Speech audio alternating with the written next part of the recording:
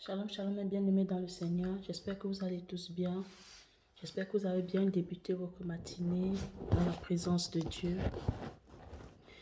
Alors ce matin, je viens avec une nouvelle exhortation inspirée du Saint-Esprit. Et je crois et je prie vraiment que chacun de vous puisse être édifié, être encouragé. Et si l'exhortation vous touche, et que vous voyez que ça peut édifier quelqu'un dans votre entourage, je vous prie de partager et de vous abonner à ma page si vous le voulez. Alors ce matin, j'aimerais parler avec vous de la gratitude et de la reconnaissance envers le Seigneur. La gratitude et la reconnaissance envers le Seigneur. Vous savez, beaucoup de chrétiens pensent que parce que Dieu est Dieu, parce qu'il est souverain, parce qu'il est alpha et oméga, parce qu'il est puissant, grand, que Dieu n'a pas forcément besoin de gratitude et de reconnaissance. Mais je vais vous montrer dans un verset biblique que le Seigneur s'attache, le Seigneur adhère, le Seigneur approuve véritablement la gratitude et la reconnaissance. Voilà pourquoi je vais vous inviter, je vais lire dans Luc 17, du verset 11 au verset 19. C'est la parabole, c'est les 10 lépreux. Ça parle vraiment, c'est pas une parabole, c'est une histoire de 10 lépreux. Je lis pour la gloire du Seigneur. Jésus, se rendant à Jérusalem, passait entre la Samarie et la Galilée. Comme il entrait dans un village, 10 lépreux vinrent à sa rencontre. Se tenant à distance, ils élevèrent la voix et dirent: Jésus, Maître, aie pitié de nous.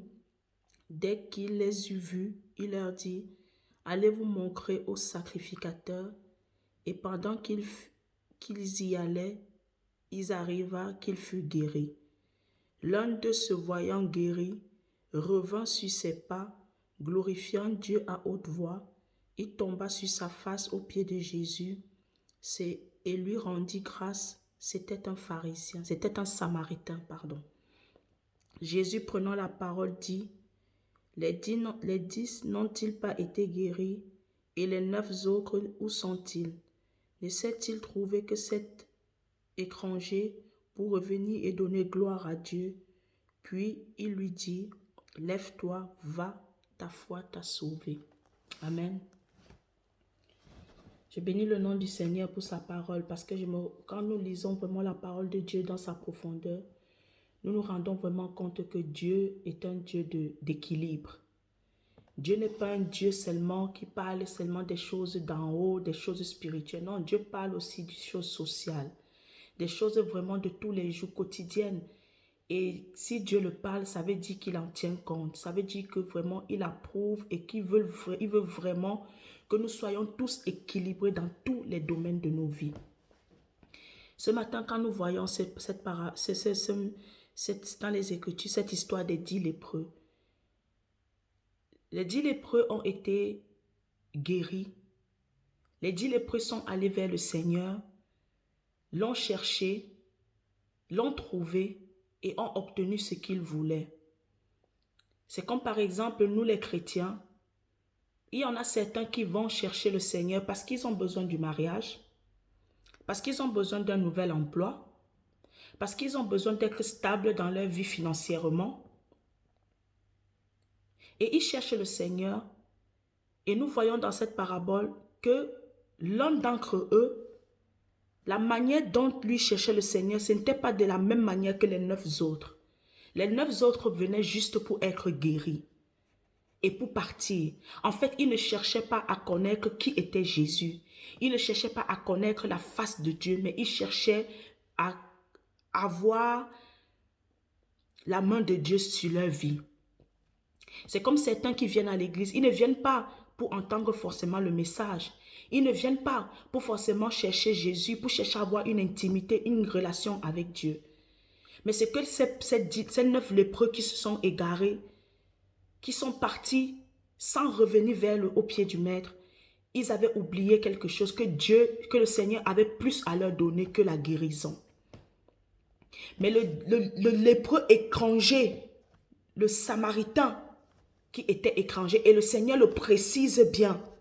Donc cela peut dire que les autres, peut-être qu'ils n'étaient pas étrangers, peut-être que c'était des Juifs, ceux du pays, le peuple de Dieu, le peuple de Jésus, mais c'est l'étranger qui est venu rendre grâce à Dieu.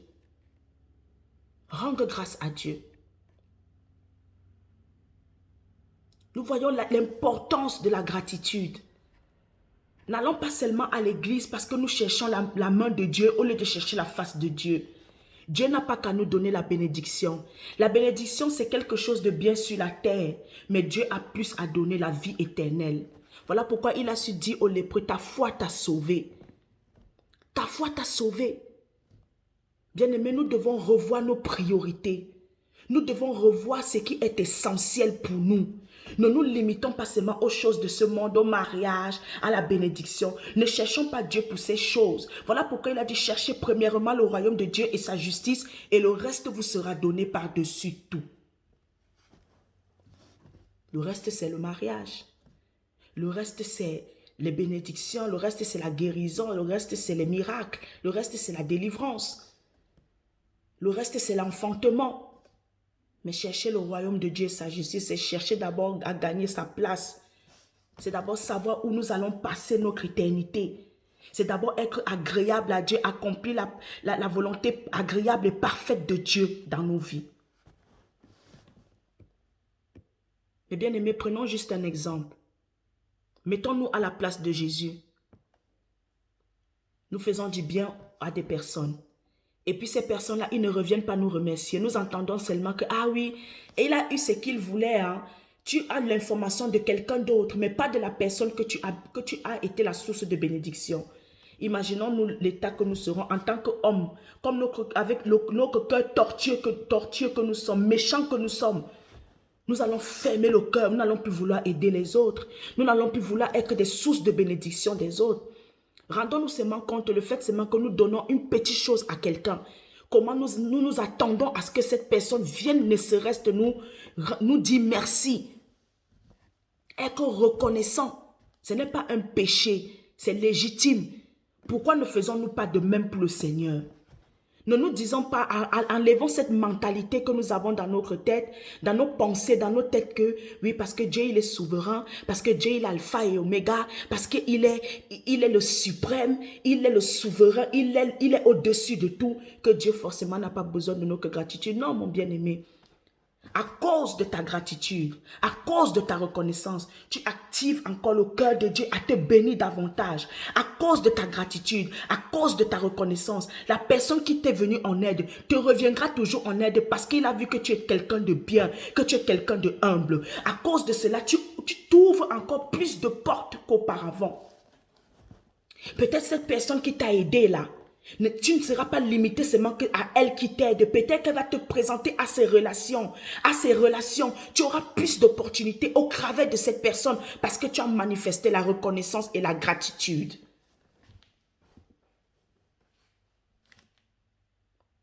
C'est important, la gratitude et la reconnaissance envers Dieu et envers les hommes. Mais bien aimés, arrêtons de chercher Dieu. Il y a des personnes qui vont à l'église, dès qu'elles sont bénies, dès qu'elles sont à la recherche de la bénédiction, elles sont dans tous les programmes de l'église hebdomadaires. On les voit à l'église tout le temps. Elles rendent des services, elles sont ponctuelles, elles sont disciplinées. Mais le jour que Dieu les bénit, ces personnes-là, on ne les voit plus à l'église. Elles ont disparu. On est étonné, même quand on les appelle. Mon frère, ma soeur, pourquoi tu n'es pas venu? On ne t'a pas vu aujourd'hui. Ah non, je suis occupé, je travaille beaucoup. La parole de Dieu nous dit, c'est la bénédiction de Dieu qui enrichit et qui nous fait suivre d'aucun chagrin. Dieu ne nous a pas donné le travail. Dieu ne nous donnera pas le travail pour nous priver de sa présence. Dieu ne nous donnera pas le travail. Une bénédiction de Dieu qui vient voler notre joie, notre bonheur, notre intimité avec le Seigneur, cette bénédiction n'est pas la bénédiction de Dieu. Dieu s'arrangera toujours à ce qu'il reste toujours le number one de notre vie. Il restera toujours le first de notre vie. Malgré les occupations que nous pouvons avoir, Dieu donne toujours, nous devons toujours donner une place à Dieu. Parce que Dieu n'a pas que la bénédiction, Dieu n'a pas que le mariage à nous donner. Dieu a plus que le mariage à nous donner, mes bien-aimés. Comprenons ces choses-là. Et arrêtons de nous limiter aux choses éphémères qui n'apportent que la rouille, qui n'apportent que la teigne. Mais regardons à ce que le Seigneur a plus à nous donner, la vie éternelle, la gloire à venir, la Jérusalem céleste. Le monsieur qui est revenu, le lépreux qui est revenu, il a reçu plus que sa guérison. Peut-être les autres qui ont été guéris, qui sait, peut-être qu'ils sont retombés malades. Peut-être que la lèpre est revenue. Peut-être qu'ils sont retombés malades. Mais le lépreux qui est revenu, la maladie est partie définitivement. Parce qu'il n'est pas venu forcément pour pour être guéri. Peut-être que c'était ça, ça faisait partie de ses intentions. Mais sa véritable intention, c'était reconnaître, aller connaître celui-là qui l'a guéri. Celui-là qui n'a même pas eu besoin de le toucher. Mais il a été guéri. Celui-là à qui il a obéi en disant, allez voir les sacrificateurs. Et en ayant obéi à la parole de celui-là, il a été guéri. Il a voulu connaître, il a été curieux. Et sa curiosité lui a donné plus que ce qu'il est venu à la base.